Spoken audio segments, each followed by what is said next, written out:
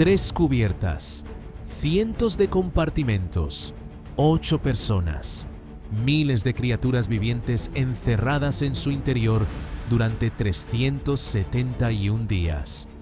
Una embarcación más larga que un campo de fútbol, más ancha que una autopista de 4 carriles, más alta que un edificio de 4 pisos, ensamblada con madera cortada a mano en terreno abierto por una sola familia, sin ningún plano, salvo la palabra de Dios. No se permiten clavos de hierro, no se permiten grúas, no se permite maquinaria de ningún tipo.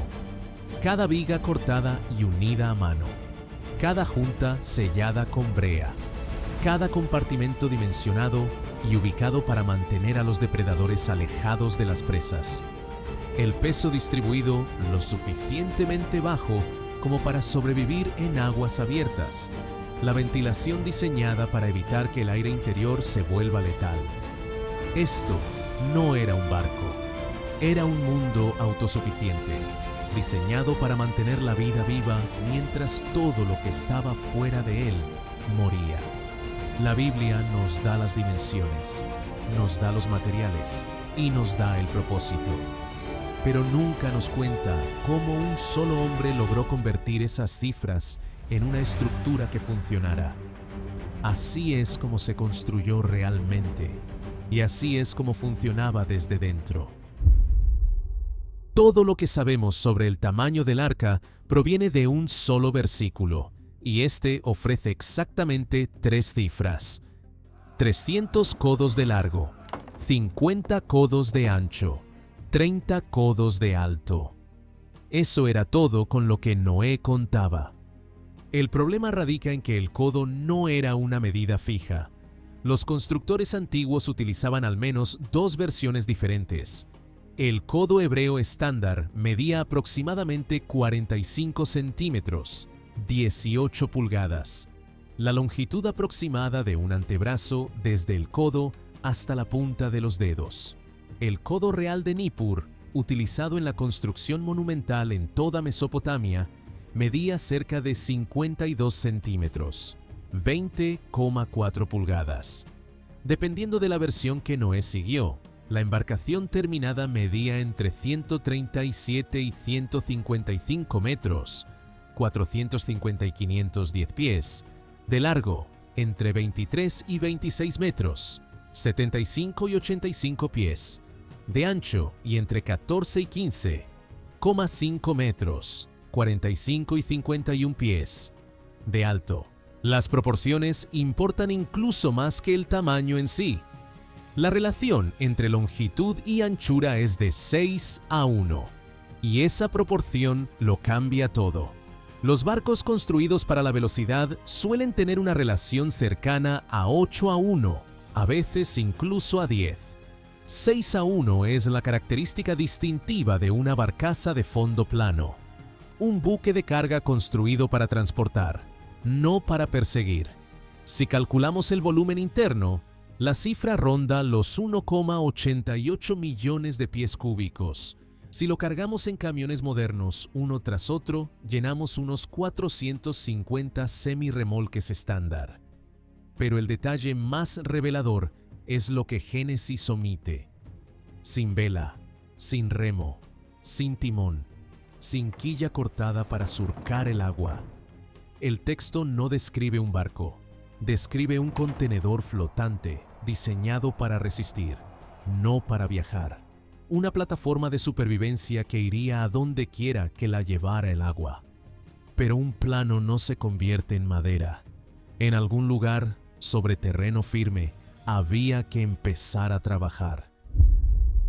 Antes de que se izara la primera viga, Noé tenía que resolver un problema en tierra. Un casco de este tamaño pesaría decenas de miles de toneladas mucho antes de tocar el agua. Si ese peso se asienta sobre un terreno irregular, la tierra se hunde de forma desigual, la quilla se deforma, la estructura se tuerce, la embarcación se hunde antes de flotar. Así que primero se construyó el astillero. Los constructores del Mediterráneo antiguo resolvieron este problema con bloques de quilla, enormes bases de madera colocadas sobre tierra compactada o roca madre expuesta, niveladas a lo largo de todo el casco. En el caso del arca, esa base habría sido más larga que una manzana. A su alrededor se extendía un área de trabajo del tamaño de un pequeño complejo industrial, almacenes para el secado de la madera en bruto, talleres de carpintería para cortar juntas de espiga y mortaja, rampas y andamios para el izaje vertical, y zonas de preparación donde se calentaba la brea en cubas abiertas. La siguiente pregunta es ¿cuánto tiempo llevó todo esto? Génesis 6 ofrece un plazo de 120 años, pero los analistas de viabilidad cuestionan esa cifra, ya que se refiere al tiempo de construcción física. Si la madera cortada se deja expuesta a la intemperie durante un siglo, las primeras tablas se pudren antes de que se corten las más recientes. La estimación actual sitúa el proceso de ensamblaje real entre 55 y 75 años. Un plazo largo, pero razonable. Y la fuerza laboral debía ser mayor de lo que sugiere el texto. Noé vivió durante siglos, y para cuando comenzó, había acumulado la riqueza suficiente para contratar mano de obra. Los analistas lo consideran menos un carpintero solitario y más un gestor de proyectos. Contrataba trabajadores locales, compraba madera aserrada preprocesada y dirigía a un equipo durante décadas de trabajo. Las herramientas que usaban tampoco eran primitivas. Para la época del relato del diluvio, la metalurgia ya existía. Génesis 4 menciona a Tubal-Caín como instructor de todos los artesanos del bronce y el hierro, lo que significa que los constructores del arca tenían acceso a barrenas de bronce para perforar agujeros para las espigas, sierras y hachas de hierro para dar forma a la madera, poleas para elevaciones verticales y yuntas de bueyes que arrastraban vigas sobre rodillos. Esta tecnología coincide con la que usarían los egipcios, los griegos y posteriormente los romanos para erigir sus propias estructuras monumentales. Músculo, metal y tiempo. Nada más exótico. Pero todas las herramientas del mundo son inútiles sin el material adecuado. Y la Biblia nombra ese material con una sola palabra que nadie ha traducido completamente. El material se nombra solo una vez en las escrituras hebreas. Una palabra hebrea llamada ardilla de tierrai aparece exactamente una vez. Los lingüistas llaman a esto una hapax legomenon, una palabra que aparece una sola vez en todo el corpus literario. Las opciones más comunes se basan en la resistencia a la putrefacción: ciprés, cedro, a veces roble o teca. Pero desnudarse ardilla de tierra vuelve a sus raíces y se sienta al lado gofrita. La palabra hebrea para azufre. Las maderas duras de construcción densa comparten una característica. Sus paredes celulares están unidas por ligninas ricas en azufre, el andamiaje detrás de la resistencia a la compresión de la madera pesada. Algunos investigadores leen ardilla de tierra no como especie, sino como clase de ingeniería, maderas duras densas y ricas en azufre, o coníferas resinosas como el pino. La pura verdad es que la madera prescrita para el barco más famoso de la historia es, lexicográficamente, un fantasma. Cualquier especie que Noé cortara, la madera no significaba nada sin lo que venía después. Génesis 6:14 ordena que el casco se recubra por dentro y por fuera con maleta, brea. Los constructores mesopotámicos sellaban los barcos de esta manera desde al menos el año 5000 a.C., extrayendo betún natural de filtraciones abiertas a lo largo de los ríos Tigris y Éufrates. La fuente más famosa se encontraba en Hit, a orillas del Éufrates, cuyo nombre se convirtió en la palabra acadia para la sustancia misma. Los trabajadores calentaban el betún en hornos hasta que se volvía líquido. Luego lo mezclaban con juncos, paja picada y aceite para producir un sellador compuesto, que se aplicaba a presión en cada junta en cada espacio entre las tablas, creando una capa flexible que se adaptaba al movimiento de la madera en lugar de agrietarse al flexionarse el casco. Eso resuelve el problema de la impermeabilización. El más difícil viene después. La madera no se sostiene bien a lo largo de 150 metros. Los constructores navales del siglo XIX construían megabuques de madera reforzados con flejes de hierro, pero estos aún sufrían de hundimiento de proa y popa cuando la sección central del buque surfeaba la cresta de una ola, y su opuesto, el hundimiento, en el valle. Sin el metal moderno, un casco de madera de 150 metros se fracturaría. El arca respondió desde dentro.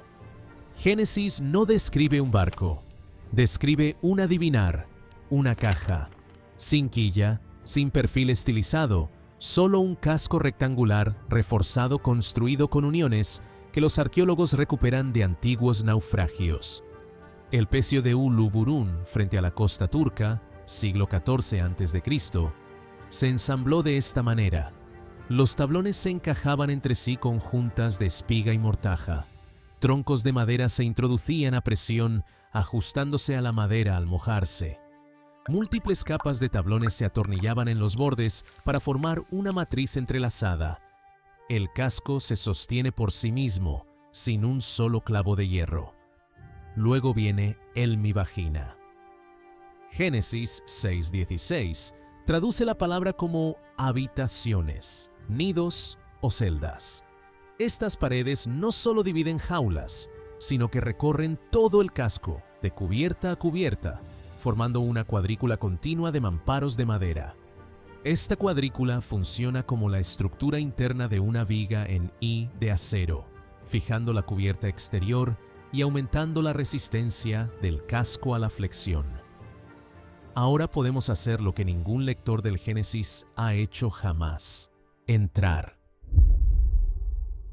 Al cruzar la puerta, el aire cambia. Madera húmeda, brea caliente, el olor a animales en espacios reducidos. El interior se divide en 3 niveles verticales, y la forma en que cada animal, cada cisterna, cada fardo de comida se distribuye entre ellos se basa en un principio fundamental: lo más pesado en la parte inferior, lo más ligero en la superior. Esto no es por comodidad, sino por física. Una estructura que se eleva a más de 15 metros sobre la línea de flotación, aproximadamente la altura de un edificio de 4 pisos, sometida al oleaje turbulento, necesita tener el centro de gravedad bajo. Si el peso se concentra en la parte superior, la embarcación se balancea hasta volcar. Si se concentra en la parte inferior, ocurre algo distinto. El casco se comporta como un péndulo. Al ser golpeada por una ola, se inclina y luego recupera su posición vertical. Siempre. Así pues, los ingenieros navales diseñan las 3 cubiertas desde cero. La cubierta inferior alberga el lastre.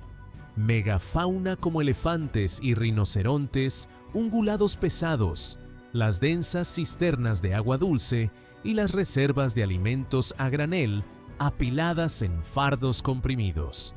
La cubierta intermedia contiene los animales de peso medio. La cubierta superior alberga las especies ligeras, las aves y los alojamientos humanos.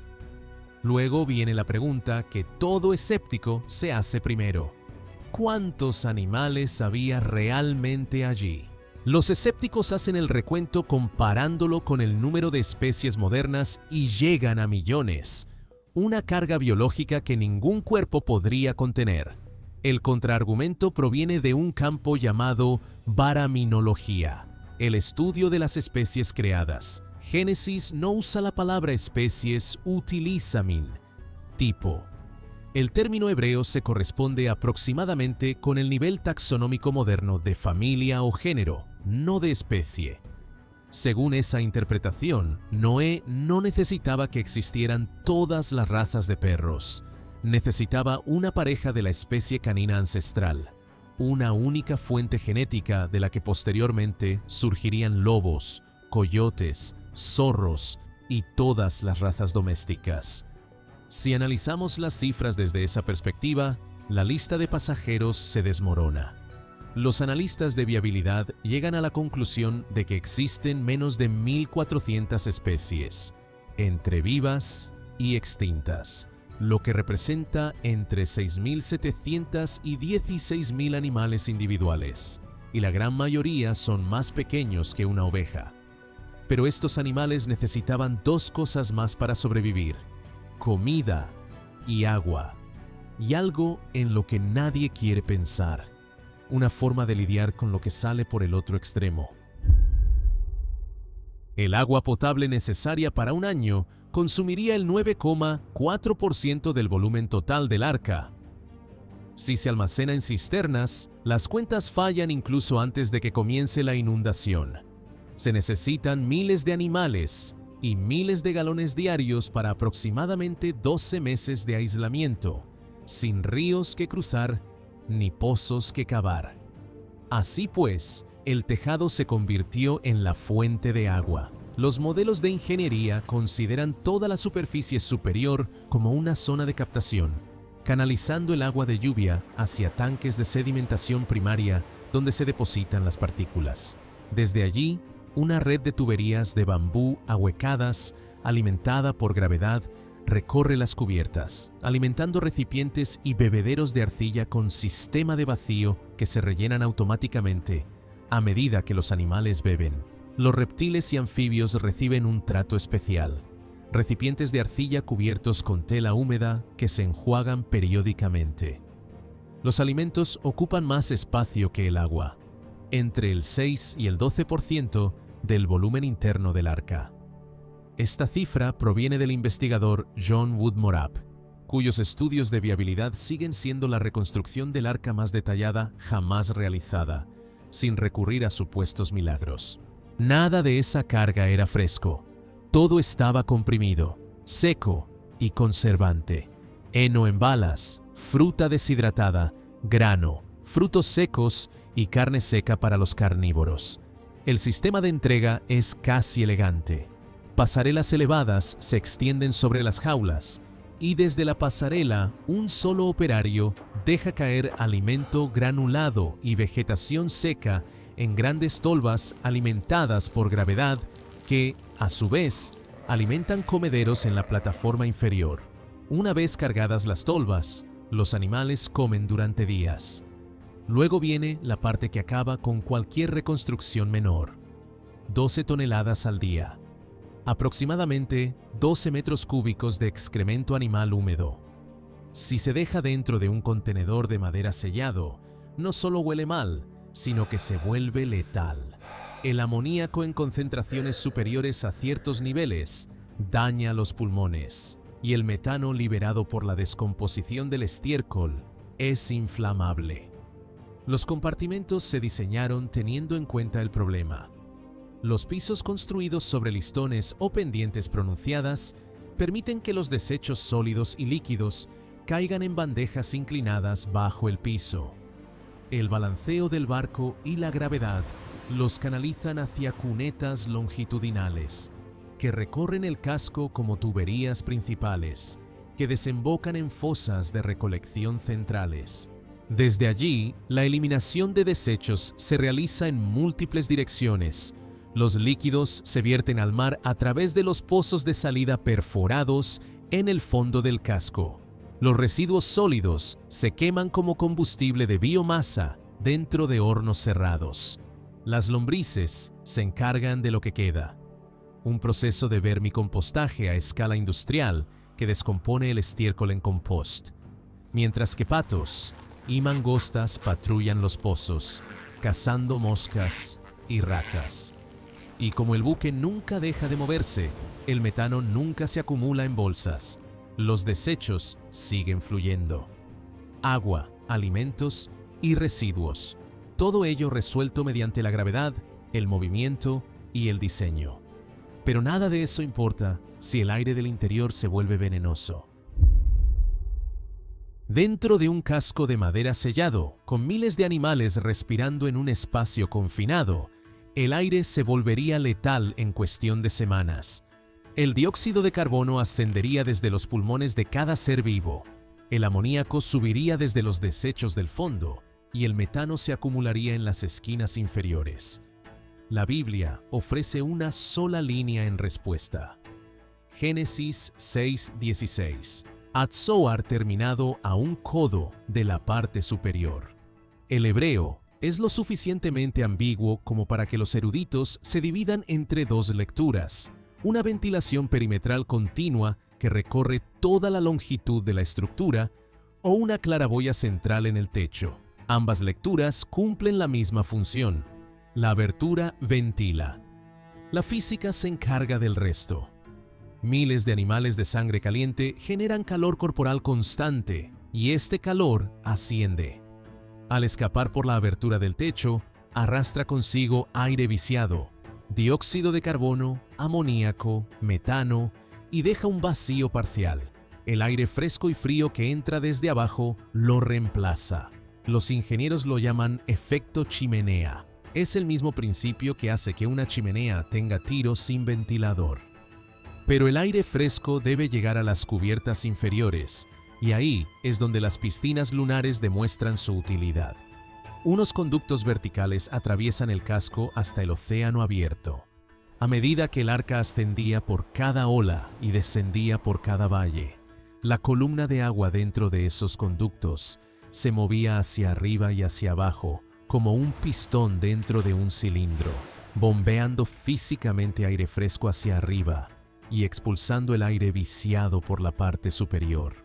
Cuando la circulación se interrumpía, los conductos térmicos, chimeneas alimentadas con la quema de residuos secos, aspiraban el aire estancado mediante tiro. Unos fuelles accionados por animales estaban listos como respaldo. El sonido es el siguiente problema. 16.000 animales dentro de una cámara de resonancia de madera, con olas de tormenta golpeando el casco exterior, generan presión acústica que eleva el cortisol, suprime la función inmunológica y colapsa las tasas reproductivas por encima de 70 a 85 decibelios. PMI. Vagina la estructura reticular, gestiona el ruido del mismo modo que gestiona las fuerzas de flexión. Los gruesos tabiques de madera absorben y bloquean el sonido. Las balas de heno apiladas contra las paredes amortiguan la reverberación. Los compartimentos se convierten en celdas acústicas. La nave respira y la nave se calma, pero la respiración y el silencio no se mantienen en funcionamiento por sí solos. Durante siglos, los escépticos han argumentado que un barco de este tamaño, con semejante cargamento de seres vivos, habría requerido cientos de personas para su gestión. La tripulación humana que se encontraba confinada dentro de la nave estaba compuesta por 8 personas: Noé, su esposa, Sem, Cam y Jafet, sus 3 esposas. Eso le daba a la familia aproximadamente 850 animales por persona, una proporción que ha alimentado el debate escéptico durante siglos y que, en apariencia, suena irrefutable. Los estudios de tiempos y movimientos sobre el trabajo agrícola no mecanizado indican lo contrario, pero solo debido a todo lo que ya existía: las tolvas alimentadas por gravedad, los bebederos de arcilla que se rellenaban solos, los pisos de rejilla que drenaban en canaletas subterráneas, la ventilación por efecto chimenea que funcionaba sin intervención mecánica. Cada sistema estaba diseñado para funcionar de forma autónoma, liberando a los trabajadores de la alimentación y la limpieza manual. Su trabajo no consistía en cuidar de los animales individualmente, sino en cuidar de los sistemas. La rutina diaria se dividía en 3 partes. El mantenimiento del sistema consistía en inspeccionar las cisternas, desatascar las tuberías de bambú y recargar las tolvas desde las pasarelas del entresuelo.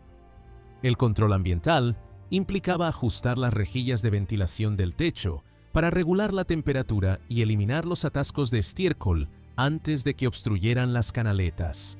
El cuidado especializado consistía en atender a los anfibios en sus recipientes de arcilla humidificada, limpiar los terrarios de los reptiles y alimentar a las especies que no podían alimentarse por sí mismas desde una tolva. Esto era gestión macro, no gestión micro. Los alojamientos humanos se ubicaban en la cubierta superior, lejos de los olores concentrados de los niveles inferiores y del tráfico más intenso, con espacio para preparar comidas, cultivar pequeños alimentos para la familia y zonas de descanso entre turnos. Eso deja la puerta abierta. Génesis 6:16 describe una única abertura practicada en el costado del casco. En ingeniería naval, esto representa un grave problema, una enorme abertura en lo que los marineros denominan la traca de corte, la banda longitudinal más resistente de cualquier embarcación de madera. Si se abre un agujero en ese punto, se genera una concentración de tensiones que tiende a provocar el pandeo. La puerta requería marcos y dinteles reforzados. Los estudios de viabilidad proponen un diseño monolítico de madera cónico, encajado en su marco. A medida que subía el nivel del agua, la presión externa la acuñó con mayor fuerza en la abertura. Ningún pestillo mecánico habría podido evitarlo. La física lo hizo. Luego Génesis 7:16, y el Señor lo encerró. El acto final de sellar el cielo no fue de Noé. Y por cada escéptico que alguna vez calificó todo el escenario de imposible, un equipo de ingenieros navales surcoreanos decidió en 1993 poner a prueba las matemáticas. La pregunta que querían que se respondiera era sencilla. ¿Podría una caja de madera, a escala de las dimensiones del Génesis, sobrevivir realmente en mar abierto? El Dr. Seok Won-hong, científico principal del Instituto Coreano de Investigación de Buques e Ingeniería Oceánica, dirigió el proyecto. Su equipo construyó 12 cascos alternativos, variaciones de las proporciones bíblicas, todos con el mismo desplazamiento, y probó cada embarcación a escala 1/50 en un tanque de olas con oleaje aleatorio. 3 parámetros: resistencia al vuelco, comodidad y maniobrabilidad, y resistencia estructural ante las cargas de las olas. Las proporciones bíblicas no destacaban en ninguna categoría en particular. Sin embargo, al combinar las tres en un índice de seguridad total, la geometría del arca obtuvo la mejor calificación general. Su casco podía soportar olas de hasta 47,5 metros antes de alcanzar un balanceo crítico, aproximadamente la altura de un edificio de 15 pisos. Su resistencia al vuelco superaba en 13 veces los estándares modernos de la Oficina de Navegación estadounidense para buques de pasajeros. Un hallazgo del estudio destacó más allá de las clasificaciones. Los ingenieros sugieren que el arca se comportaba hidrodinámicamente como un volante de bádminton, con la proa captando el viento y la popa deslizándose por el agua. La embarcación no necesitaría timón. La física la orientaría, manteniéndola de proa frente a las olas entrantes, la posición más segura que puede adoptar un casco. La inclinación lateral respecto al valle de una ola es lo que provoca el vuelco de las embarcaciones. El arca no podría mantenerse de lado ni aunque lo intentara. Los cálculos indican que la ingeniería funciona. Pero la ingeniería es solo una parte de la historia. Si eliminamos las matemáticas de la historia, lo que queda es un hombre en tierra firme, en un mundo que nunca había visto llover. Noé recibió las dimensiones, los materiales y el propósito. Nunca recibió un modelo funcional. Ningún barco de esa magnitud había flotado jamás. Ningún diluvio había ocurrido, y ningún ser humano que habitaba la tierra tenía razón alguna para creer que uno llegaría. Y aún así, dedicó décadas, entre 55 y 75 años de su vida, a construirlo. Construyó a pesar del ridículo público, a través del trabajo lento y agotador de cortar madera, levantar estructuras y sellar juntas, año tras año, sin ninguna prueba, sin lluvia, sin ninguna señal de que algo de aquello fuera a importar, y siguió adelante. La ingeniería es impresionante. También lo son la obediencia, la perseverancia y la determinación que hicieron posible su construcción. Cuando llegaron las aguas de la inundación, la puerta se cerró desde afuera, pero cada tablón en su interior ya había sido cortado, ajustado y colocado por manos humanas, confiando en que la tormenta llegaría. Eso es lo que realmente era el arca, un plano de Dios, construido por un hombre que arriesgó su vida por él. Si caminar por el interior de esa embarcación cambió la forma en que imaginas una historia que has escuchado toda tu vida, grifo como porque una ingeniería tan antigua y tan precisa merece ser vista. Suscribir, porque los siguientes pasos de reconstrucción conducen al mundo al que Noé salió. Deja un comentario y cuéntanos qué sistema dentro del arca te sorprendió más. Compartir con alguien a quien le enseñaron que el diluvio era un cuento infantil y que nunca lo vio construirse desde dentro.